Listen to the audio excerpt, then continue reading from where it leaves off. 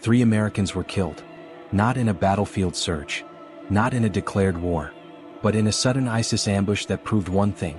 The threat never left. Within hours, Washington was locked down. Phones ringing. Screens lighting up.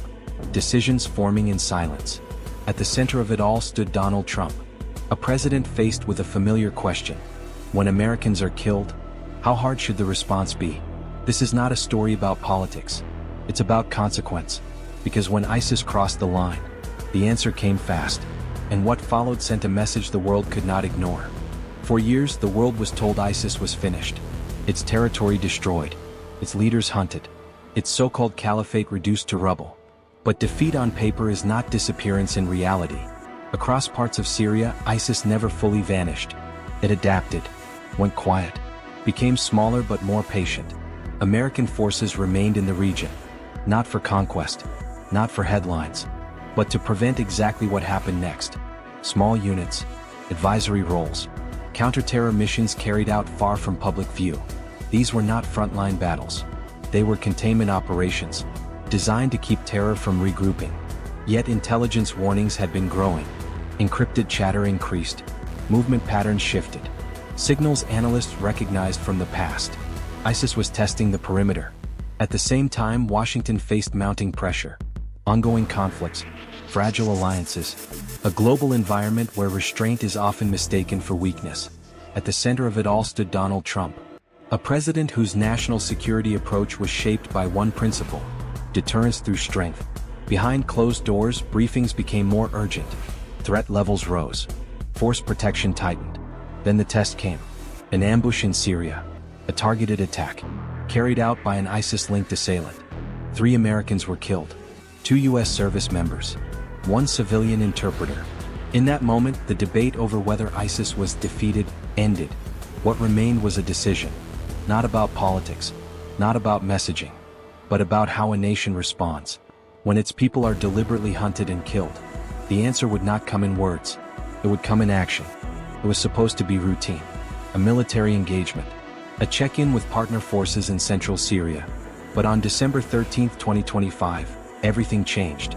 American troops and a civilian interpreter were in Palmyra, a city scarred by decades of war. 2 U.S. Army soldiers, both members of the Iowa National Guard, were on patrol. An American interpreter was with them. Their mission, counter-terrorism. Their focus, ISIS remnants. Then, without warning, gunfire erupted. A lone gunman later linked to ISIS opened fire. Ambush. Chaos. The first bullets hit fast. Soldiers fell. The interpreter struck down beside them. In moments, 3 Americans were killed. Several others wounded. Medics rushed in. Helicopters evacuated the wounded. But for the fallen, there was only silence. In Washington and across the United States, phones rang in the dark. Families were informed. Flags lowered. Grief washed over headlines. Names were released. Sergeant Edgar Brian Torres Tovar, 25, of Des Moines, Iowa. Sergeant William Nathaniel Howard, 29, of Marshalltown, Iowa. And Ayed Mansour Sakat, a civilian interpreter. Reuters. They were described as patriots. Brave. Dedicated. A reminder that this war, the fight against terror, still carries a human cost. Pentagon officials confirmed the attack was carried out by an ISIS-linked assailant. U.S. forces were in an area not fully controlled by Syrian authorities, a zone where extremists still operate. The Washington Post. No group immediately claimed responsibility. But ISIS's shadow loomed, a specter of violence that refuses to disappear. 3 Americans had been killed. More were injured. And the world waited for the response. Washington reacted fast. Before sunrise, secure lines were already open. Pentagon briefings. Intelligence updates. Live feeds from the region. The facts were grim and uncontested. 3 Americans were dead. 2 U.S. service members. 1 civilian interpreter. All killed in a targeted ISIS-linked ambush. There was no ambiguity about intent. This was not crossfire. Not an accident. It was a deliberate attack by ISIS designed to prove one thing. They were still alive. Still capable. Still hunting. Inside the Situation Room, the atmosphere hardened. Military commanders laid out the intelligence. The attackers' network. Associated cells. Weapons caches. Command and control locations operating in eastern and central Syria. The assessment was clear. This was not a lone actor acting blindly. This was infrastructure. And infrastructure could be destroyed. Options were presented in layers. Targeted airstrikes, precision strikes on leadership nodes, follow-on operations to prevent retaliation. Each option came with consequences: regional stability, force protection, escalation risks. But one factor overrode all others. American lives had been taken. For Donald Trump, this was familiar ground. His approach to national security had always been direct. Swift response, overwhelming clarity. There would be no prolonged warnings, no symbolic gestures, no hesitation that could be misread as weakness. Advisors warned that ISIS feeds on publicity, that retaliation must be firm but controlled, decisive but contained. Trump listened, asked questions, pressed for certainty. Who was responsible? Where they operated? How quickly a strike could be executed? The answers came back measured and confident. Targets had already been identified. Surveillance confirmed activity. Strike packages could be launched within hours. Outside the White House, the news cycle intensified. Breaking alerts, panel discussions, speculation about what might come next. But inside, the decision crystallized. This would not be a speech-first presidency. It would be an action-first response. Orders were drafted. Legal authorizations reviewed. Commanders notified. The goal was not optics. It was deterrence. To make it unmistakably clear, attacks on Americans would carry immediate and devastating consequences. By the time the room cleared, one thing was certain. The response was no longer theoretical. It was already in motion. The response came without ceremony. No advance warning. No public countdown. No room for misinterpretation. In the early hours, U.S. aircraft moved into position over Syria. Quietly. Deliberately. With targets already locked. According to U.S. officials, the strikes focused on ISIS-linked facilities directly tied to planning, logistics, and command operations connected to the ambush that killed 3 Americans. This was not a show of force. It was a dismantling. Precision-guided munitions hit weapons depots. Training locations collapsed. Communications hubs went dark. The goal was clear. Break the network. Not just punish it. Pentagon sources later confirmed multiple targets were destroyed in coordinated waves. No broad bombing campaign. No civilian centers. Only infrastructure used to sustain terror operations. Within minutes, the balance shifted. On the ground, ISIS operatives scrambled. Safe routes vanished. Hideouts became liabilities. Intercepted communications revealed confusion. Orders contradicted. Leadership went silent. In Washington, confirmation came in steady updates. Targets hit. Mission objectives achieved. U.S. aircraft returned safely.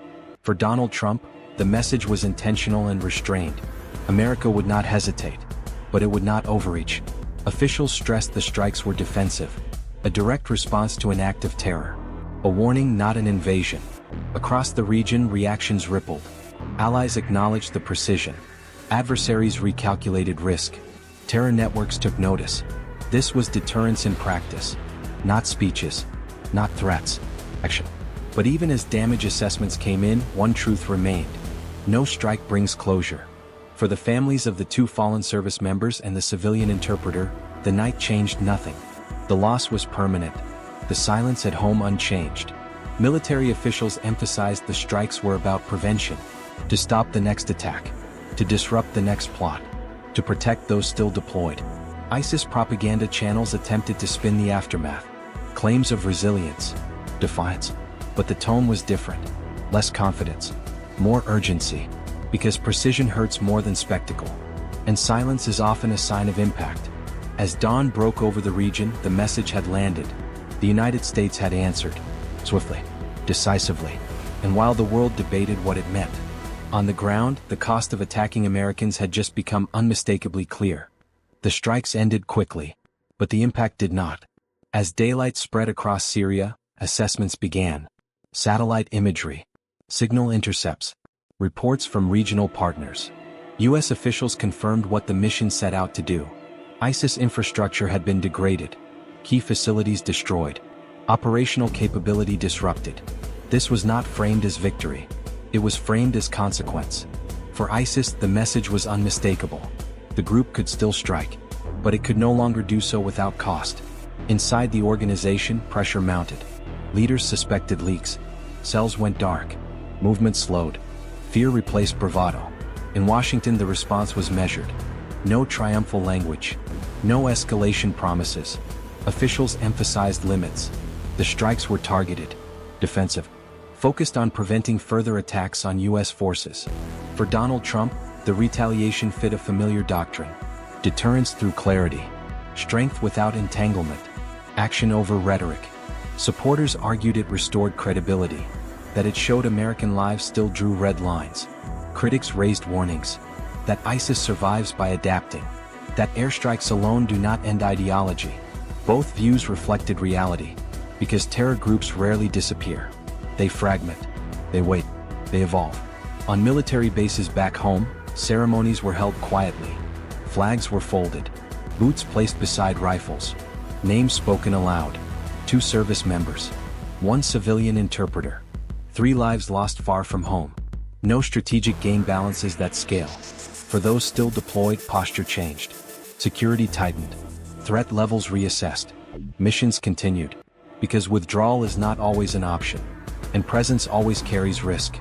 As headlines faded, the story slipped into the background noise of global conflict. Another strike, another response, another reminder. But beneath it all, a truth remained. Retaliation may disrupt terror. It may delay the next attack, but it does not end the war. It only resets the clock. And somewhere, in silence, the next test of resolve was already forming. Terrorism is not only about violence, it is about control. Groups like ISIS operate on psychology first, territory second. Their attacks are designed to send a signal. We still exist. We can still hurt you. You cannot fully stop us. Killing Americans was not just tactical. It was symbolic. ISIS understands power dynamics. It knows that striking U.S. forces forces a response. Silence would suggest weakness. Delay would invite repetition. This is where deterrence becomes psychological warfare. For leaders like Donald Trump, retaliation is not about emotion. It is about narrative dominance. The message is simple. If you touch American lives, the response will be fast, precise, and unavoidable. Speed matters psychologically. A delayed response gives terror groups time to celebrate, recruit, and spin propaganda. A swift strike interrupts that cycle. Inside extremist networks, retaliation breeds fear. Not public fear but internal fear. Who was tracked? Who leaked information? Which location is compromised?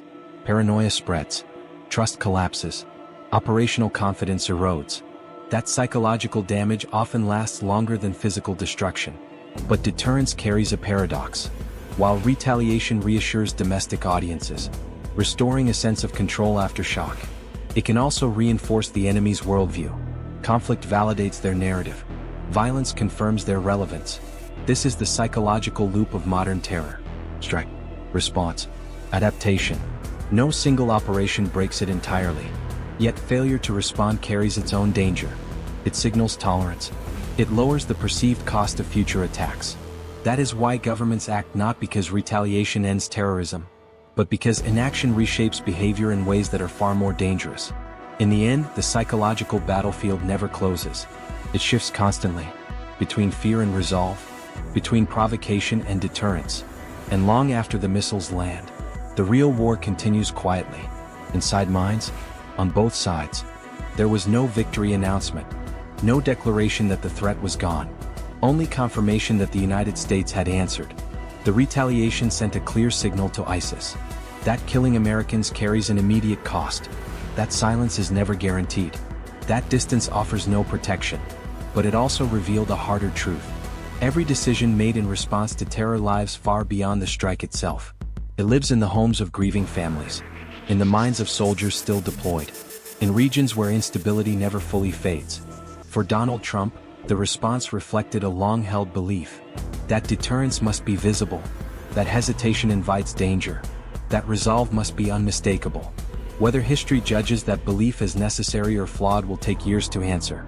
What cannot be debated is the cost. 3 Americans lost their lives. Not symbols, not statistics, people. Retaliation may disrupt networks. It may delay the next attack. It may force enemies back into the shadows. But it never restores what was taken. In the war against terror, there are no final chapters. Only pauses between decisions. Only moments where power is tested again. And as this story fades from headlines, one reality remains. Somewhere, someone is watching, learning, waiting. Because in this conflict, the silence after the strike is never the end.